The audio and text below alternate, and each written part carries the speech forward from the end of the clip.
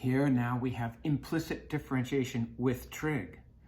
Remember, if we have sine of some function or relation, the derivative is cosine of that same function times the derivative of whatever that function is. So if I'm taking the derivative of sine 5y with implicit differentiation, I know the derivative of sine is cosine of whatever times the derivative of whatever's in parentheses.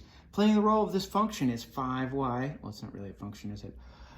And the derivative of 5y is 5. Derivative of y, of course, is dy dx, is equal to 10 minus 9. Derivative of y is dy dx. So I can write this as 5 cosine of 5y. I don't mess around with the angle, cosine of an angle.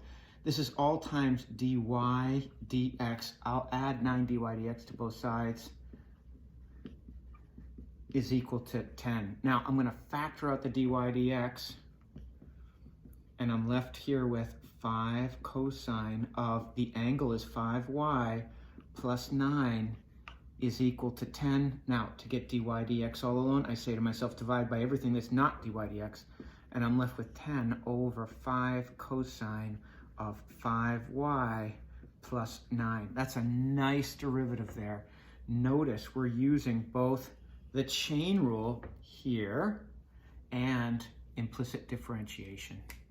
Here's a nice rule to remember as well. Again, more implicit differentiation with trig. Remember, the derivative, if I have cosine of some relation f, its derivative, the dy dx here, will be negative sine of that same f times f prime. So cosine's derivative here will be negative sine of whatever times the derivative of whatever that relationship is. So 10x times 10 minus, well, the derivative of sine is cosine of whatever times the derivative of that whatever. We've got to use the chain rule here, and the derivative of 10, of course, is 0. Notice what I have here.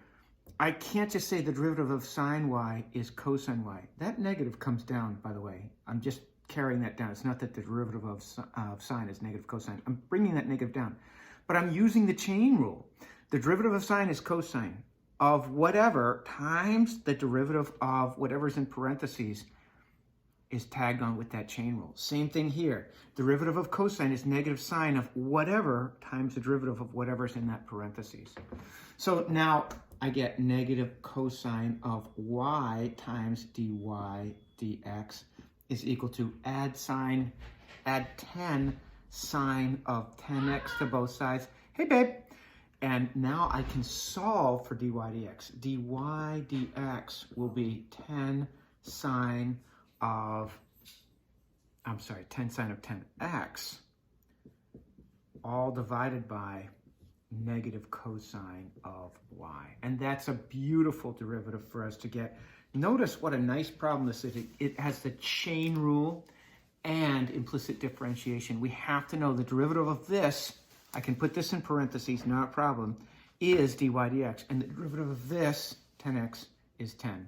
Derivative of cosine is negative sine. Derivative of sine is cosine. And this negative comes along for the ride. What a wonderful problem.